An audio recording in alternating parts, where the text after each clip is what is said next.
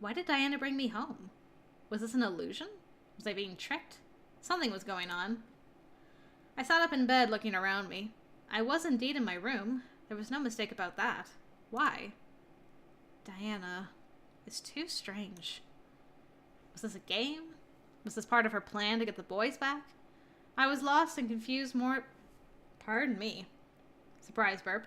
I was lost and confused more than ever, despite my logical thought trying to piece the puzzle that is Diana together. The more I tried to solve her, the less I understood about the situation I was in. I was interrupted, however, by my door suddenly opening, revealing the boys with Damien's hand on the doorknob. Miss, what are you doing here? Aren't you supposed to be in school? I furrowed my eyebrows and stared at Damien, asking him to answer their questions through my thoughts. Diana sent her back here. She invaded her school and sent all the students back home. What is that bitch up to? Seriously! Diana's playing around for no reason. Maybe it's part of her plan. The boys continued to argue back and forth about Diana, feeling an almost jealous curiosity in me.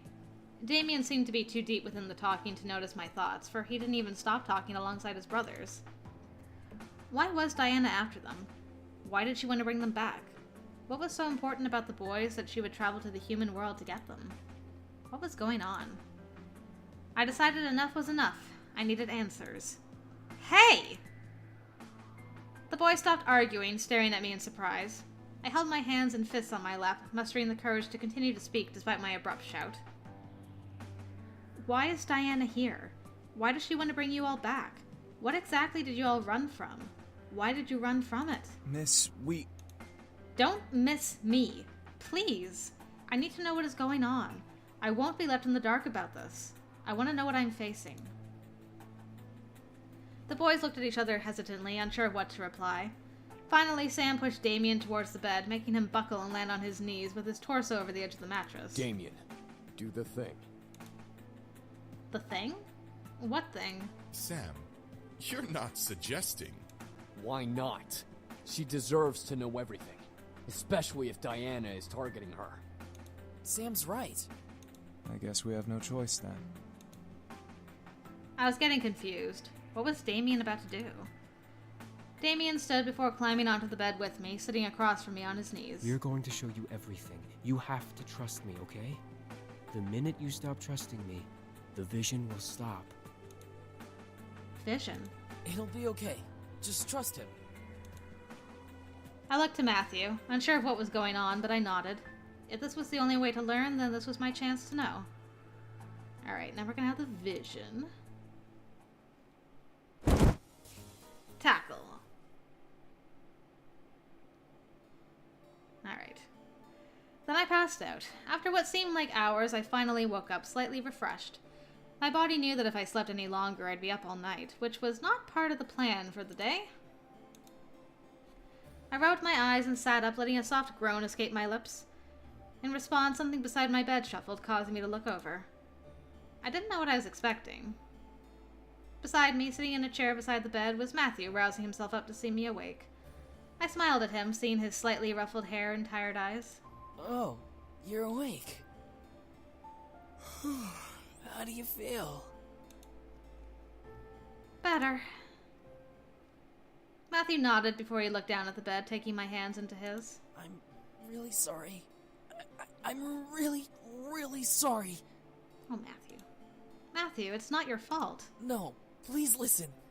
I know that Diana and Malix have come after you because of us, so it's our fault that you're constantly in danger. If I hadn't convinced everyone to come to the human world, we would have never been attacked by Malix and hunted down and brought you in danger and... I quickly reached over and put my finger on his lips, stopping him from going any further. I didn't want to hear any more. Matthew, it's okay. I wanted to help you out. I offered to let you all stay. Nothing is your fault. I gently moved my hand and cupped Matthew's cheek, staring at him with concern. I didn't want him to hold guilt in his mind about this whole ordeal. Diana was desperate, and she'd hunt anyone for them. It wasn't his fault she was desperate enough to hunt them down. However, I grew curious.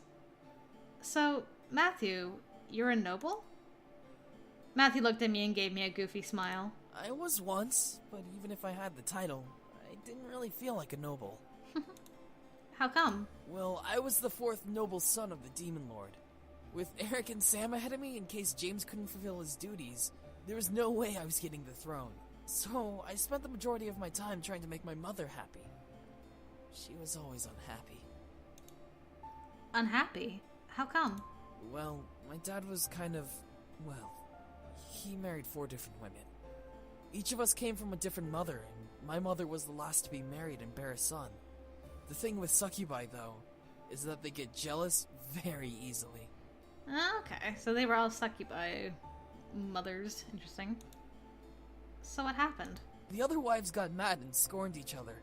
It wasn't violent, but we never ate together for a reason. My mom, though, was too proud to have jealousy. She was the last woman the Demon Lord married, so she felt important. She felt that because he stopped marrying, she had the charm to stop his marrying spree. Matthew let out a small laugh, a hint of depression lingering in the breath he let out. But then the Demon Lord took another woman and she bore him a son outside of wedlock. Damien. The wives, including my mother, were furious. In response, the Demon Lord had a spell cast on them, turning them into spiritual orbs. I wonder why he didn't marry Damien's mother. That's horrible. Matthew nodded, pressing his lips together in both agreement and sadness. They could never have physical form, and they lost all their powers. They became slaves trapped in the Demon Lord's castle. However, they were kept alive to make sure their sons grew up to be competent demons. I'm sorry. Matthew gently shrugged, letting a small nostalgic smile grace his lips. She taught me how to be a demon, though. Not just a demon, a grown, adult demon. I read books, I learned strategy, everything that James was doing under the Demon Lord's watch. Only, I trained with just my mother. Interesting. She wanted me to surprise the Demon Lord one last time, and maybe take the throne away from James. Wow. Matthew then reached into his pocket and took out a small mirror. Here, I'll show you. Matthew handed it to me and sent a wave of blue mist into it. It began to glow until it enveloped the room in a bright light. When the light had subsided, I was back in the main hall of the demon castle. I looked around, feeling unable to move, but I could practically see everything as clear as I had before. However, my focus gathered on Matthew, sitting on the throne as if it was his and reading a book. For some reason, Matthew reminded me of James at that moment. He seemed engrossed in his reading each word and absorbing each meaning. Him on the throne surprisingly fit him. There was something about him. This is an easy read. A saddened cry, however, echoed through the hall, forcing Matthew to stop, close the book, and stand from the throne. Mother? I looked around, confused at the cry and where it was coming from. It seemed to just echo through the room without any source of direction. Matthew sighed and placed the book on the armrest of the throne before he cupped his hands together. Fly and comfort her, will you? As Matthew opened up his hands, a small bird with blue and purple feathers perked up from the hiding place. Matthew smiled before releasing it into the air. I watched as it flew off and glided through an open archway. The sound of its flapping wings faded into the air as it flew farther into the castle. Come on. I'm sorry, Matthew, but your mom sounds like a haunted, like a ghost that's haunting this castle. I could tell that Matthew was holding his breath. He must have cared very deeply for his mother. It was incredibly sweet. At last, the sound of the crying stopped, making Matthew release a happy sigh. There we go. Matthew cracked his knuckles in approval and reached for his book. However, before he could even graze the cover with his fingers, a sound of pattering entered the room. You, fourth son, away from the throne! Ugh. All right. Bah, what am I going to do with you? You're a child. Matthew glared at the servant as the servant quickly brushed the throne off like there was dust all over it. The next time I see you on the throne, I will inform the Demon Lord. Understand? Yes. The demon's servant continued to brush over the throne before knocking the book from the armrest. Matthew froze as the servant quickly patted over and picked it up. What is this? A book? Why do you have it? I was reading. You read? You don't need to read. You're never going to need knowledge for anything. fourth son. I saw Matthew's eye twitch, making me grimace. The servant sure had a mouth. It was annoying at the very least. I'll just take this book and bring it to the heir himself to read. He's reading faster than the library can provide. But that's... Raistro's next area of study. The servant began to walk away, ignoring Matthew's glare of anger. The servant stopped, however, to look to Matthew to pound one more nail into the wound. Let's face it, kid. You have the smallest horns, the smallest frame, and the least amount of power among the noble sons. You'll never be like them, so just stop trying. Use your incubus powers on others who have a child fetish or something. Sheesh. The demon looked at Matthew up and down before rushing off where he came from. Wherever he came from. As the servant disappeared, Matthew summoned a knife and chucked it in the direction where the servant left. The knife embedded itself into the hard stone beside the door into the hall. Ugh, I hate that guy. Disgusting pig fawn. Matthew walked over and sat on the foot of the throne, clearly aggravated. So we never saw your mom, we just heard her crying. Eventually, Matthew stopped the magic, lowering the mirror and holding it in his hands before looking to me. I had hoped to show you my mother, but I guess the mirror wanted to show you something else. Sorry. That servant is terrible. Tell me about it. He served the Demon Lord almost his whole life. Ugly pig fawn. Matthew laughed while I laughed at the insult. It was good to see Matthew in good spirits, despite what was shown and what was happening around us. Still, it was sad to see that he was considered the child of the noble sons. He could read books of knowledge that his brother hadn't read, and he seemed caring. It was insulting to see someone tear him down like that. Matthew smiled at me before pocketing the mirror. Whatever. Thankfully we got out of there, so I could be with my brothers like a normal family. No hierarchies, no politics, no pig funds, nothing. I smiled. It was good that he saw the positive side. However, his face slowly turned to a sad one before he looked down at the bed. Matthew? You've done a lot for me and my brothers. Sheltering us, letting us continue to live here. It may not seem like much, but for us it's everything. But I don't want you to get hurt because of us. I watched in speechless silence as Matthew lifted his head, his eyes full of almost hopelessness. That's why I'm sorry. Matthew lowered his head in shame. I couldn't help but feel my heart squeeze within my chest at the sight. He truly cared. Matthew let out a small sigh before looking to me with a new smile. He hid his sadness well, but I could tell he was still upset about the whole ordeal. Alright. You need to sleep and I need to make dinner. I'll wake you up when dinner is done. Aw. Matthew gently pressed me back down onto the bed, resolved in what had happened. Steal a kiss. I couldn't let him leave without doing something. Ugh. I quickly pulled Matthew down to me, lifted my head, and gently kissed him, softly laying a hand on his cheek to keep his face close. Matthew stared in deep surprise before hesitantly kissing me back, caressing my cheek and slightly melting at the touch of our lips. A soft sigh escaped his lips before he slowly pulled away with a smile. He gently licked his lips, making me go red in the face at the simple gesture. He let out a satisfied sigh before nuzzling my forehead. Go to sleep. Aye, aye. And with that, he stood up and left the room, leaving me to rest as per his request. I smiled to myself before relaxing into the mattress.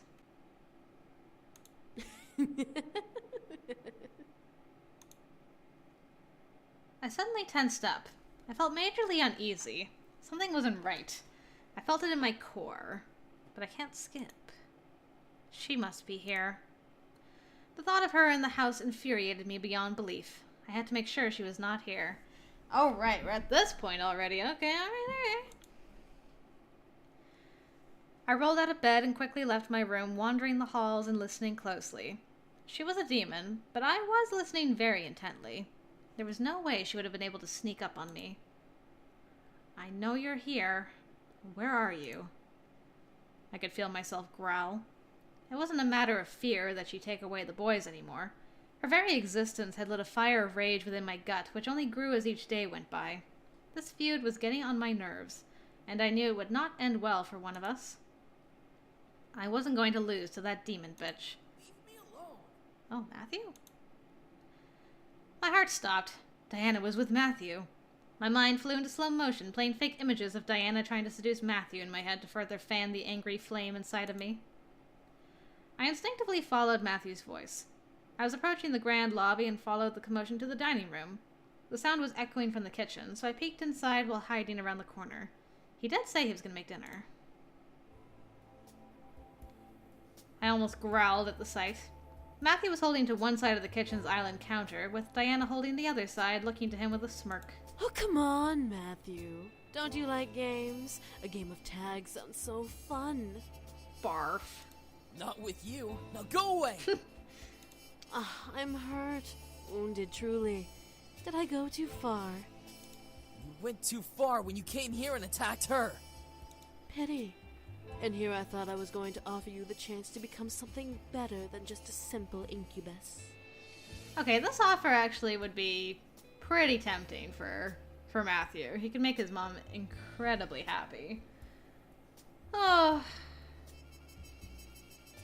But I know he won't. I have faith in him. What was Diana going on about? More than just an incubus? She was insane. How about becoming the next demon lord? I froze. What did she mean? Becoming the next demon lord? The boys weren't in the demon world anymore. They had no claim to the throne anymore. Matthew stared at Diana, which made me worried. The next demon lord? Well, currently, I'm the contracted bride to the heir to the throne. Since the throne is open, it's available to any son of the demon lord's line. Think about it. You'll gain the throne, the land, and a bride to continue your lineage with. Doesn't that sound like a perfect life for an incubus like you? You'll show your father and mother how grown up you are, that you're not just some little cute boy people can take for granted. I could feel myself gripping my fist tightly in anger.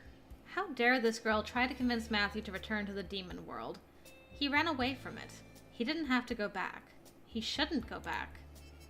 My mind began to wander, imagining him saying yes. He would leave, and the brothers would follow to bring him back. They'd be trapped because Diana would make sure they could never leave. Matthew would be the new demon lord with Diana as his queen, and I'd lose him. Like I would believe you. You don't need to believe me, Matthew. You just need to come back home with me. I promise, you'll be respected as you were supposed to be. I'm not falling for it. Fall for what? The truth?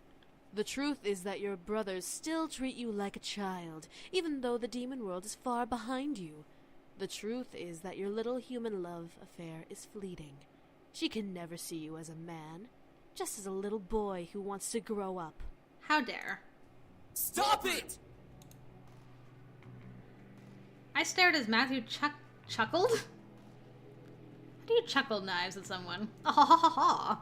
Chucked, probably, a handful of knives at Diana, who ducked and dodged them with ease. They dug themselves into the tile wall before fading away as if they didn't exist. You dare attack me? Man, he actually, really went for it. I'm not going back. And that is final!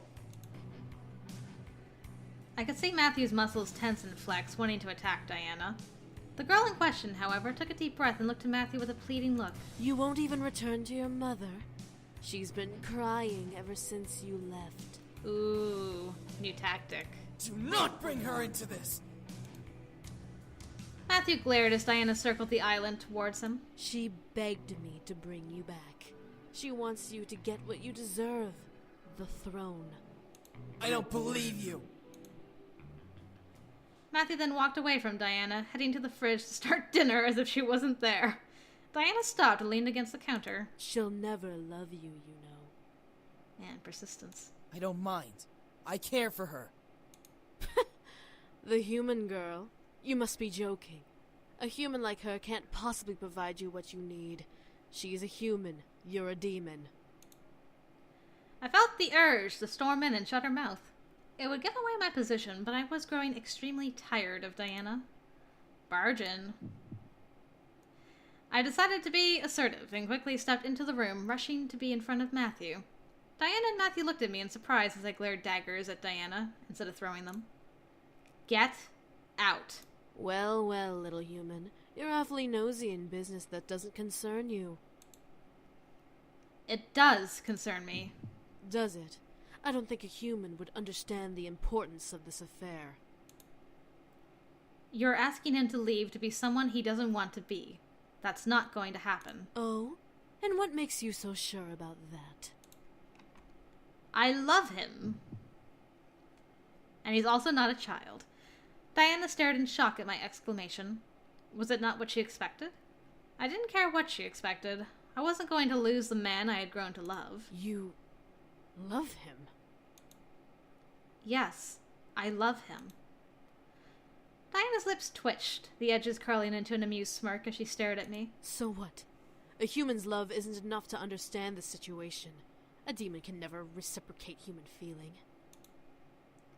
To both of our surprise, however, Matthew stepped forward and put an arm around me, pulling me close to his body. I love her. I saw the confidence Diana had shatter in her eyes as she stared at Matthew at his words. I could see the struggle in her face to try and find some weakness in Matthew. In me. Anything. A demon love a human? Impossible. You heard me. I love her, Diana. I'd do anything for her, and she cares for me more than anyone in the abyssal plane ever had. More than you'll ever know. She makes me feel like the adult I'm supposed to be, and there's nothing you can do to change that. Ever. Aw, Matthew, you're making me all weepy. That was a beautiful speech. Diana took a step back, physically feeling the sting of Matthew's words in her chest. She had lost. I could see it in her eyes. Diana's eyes grew dull as she glared at me and Matthew. It seemed almost uncharacteristic of her, yet it was something that I wasn't surprised to see come from her face. Very well. Fine. Valet. And with that, Diana faded into the ground into a purple pentagram, crossing her arms and almost looking upset. Matthew and I were then left alone, left with the silence of the room. Whew. I finally let out the air I was unconsciously holding in my chest, relaxing from the ordeal. Matthew stepped to me and held me gently, surprising me. Are you all right? I nodded in response, unable to speak so immediately after being surprised. Matthew let out a sigh, relaxing in the embrace. I gently placed my hands around him, returning the embrace slightly. I could hear Matthew's heartbeat. He held me close in his arms, and I felt safe beyond words. Are you okay? Of course I'm okay. I'm holding you. Aww. I looked up at Matthew, surprised at what he said. Matthew blushed, moving a strand of my hair from my face to look down at me. You mean so much to me. You make me feel like more than just a kid. I've never felt this happy before with anyone. And here you are giving me every reason to love you. I love you so friggin' much. I stared wide-eyed, blushing like a maniac. Was this real? No way. This couldn't be real. Was Matthew confessing to me? Confessing his love? For me?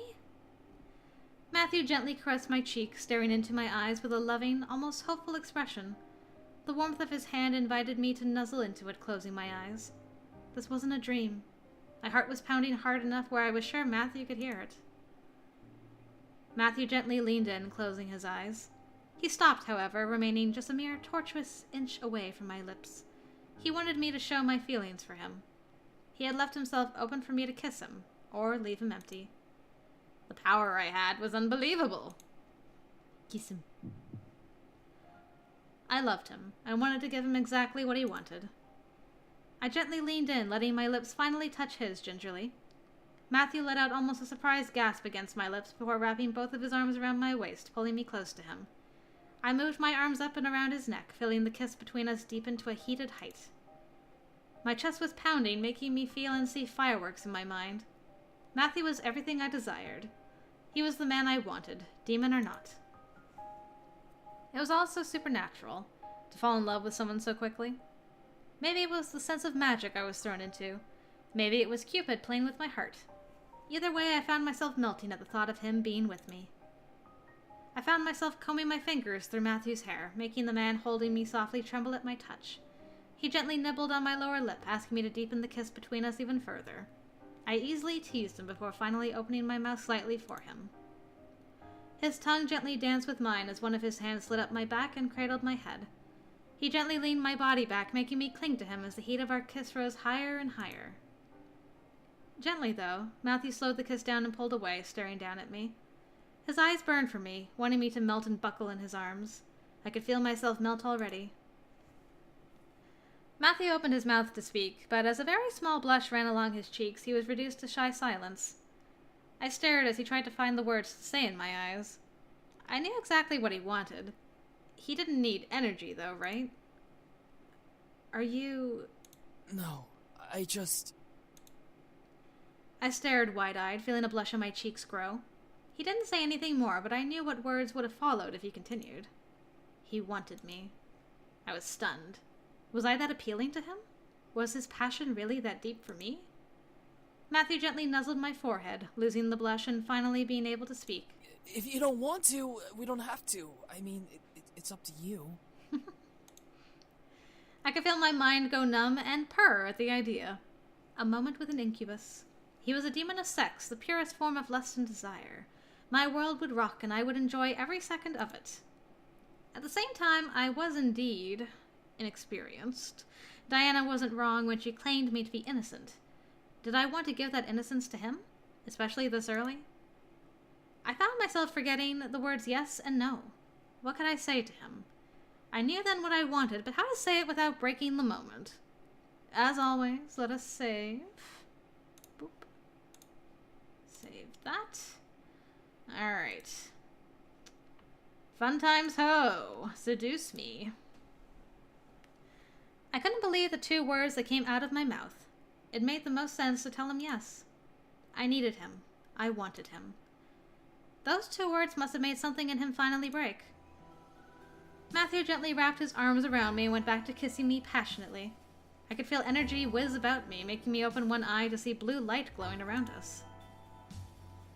When the light subsided, I was in my bedroom on my bed with Matthew above me. Nice. I stared as Matthew held a look of both lust and love. My heart skipped a beat simply from his gaze on me. This was okay.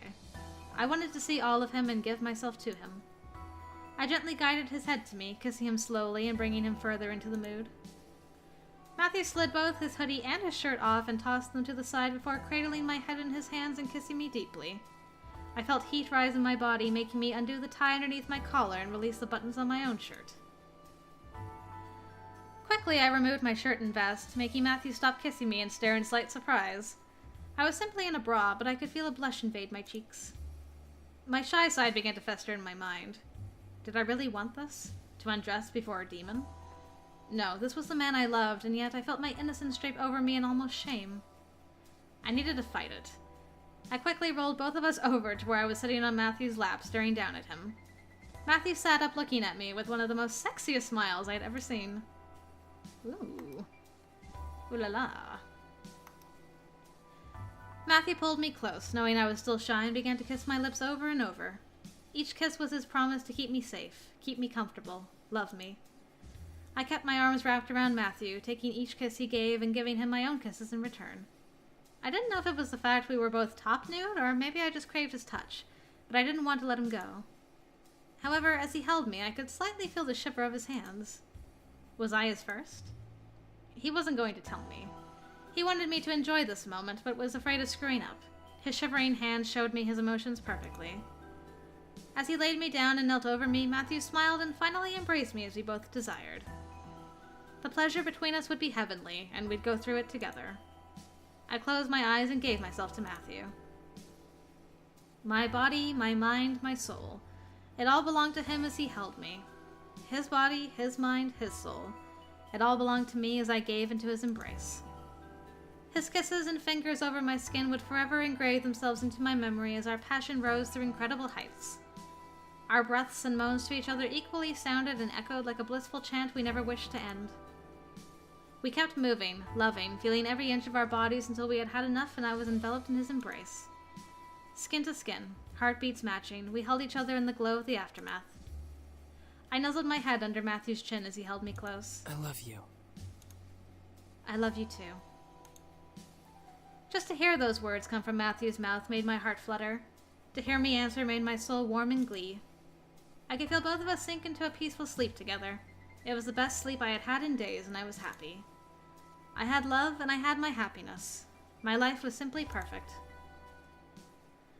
When I opened my eyes, I found myself staring into Matthew's bare chest. I blushed but looked up to see Matthew still sleeping. His sleeping face made me giggle softly, but the reality of the situation made my heart flutter. I couldn't believe it. I was lying next to a man I had grown to love with all my heart. Alright, that's the fun times. So we'll save that there. And then we'll reload to some cute snuggle times. Hold me.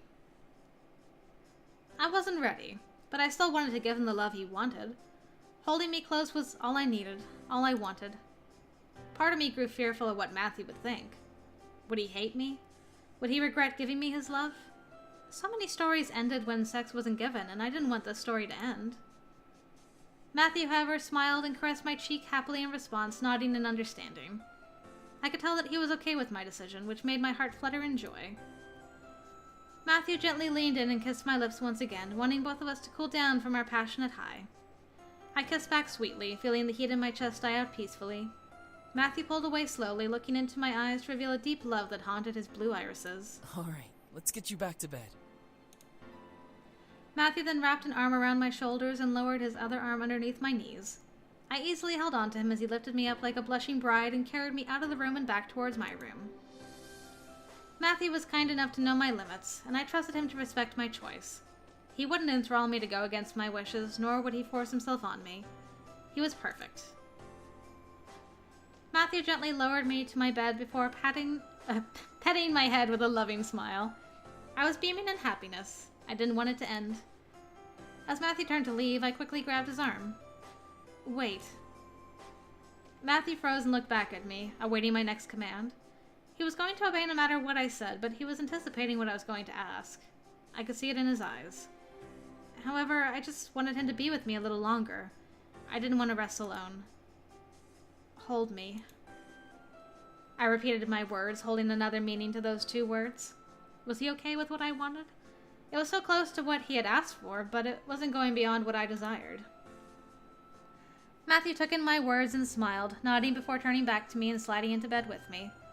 I was surprised, but I happily melted into Matthew's arms as they wrapped themselves around my body. I rested my head against Matthew's chest, enjoying the warmth it provided as I closed my eyes.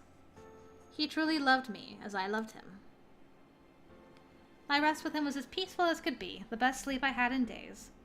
When I opened my eyes, I felt Matthew still holding me, but he had fallen asleep. His sleeping face made me giggle softly, but the reality of the situation made my heart flutter. Alright. We're back around. Oops, that's not what I wanted. Load. There we go.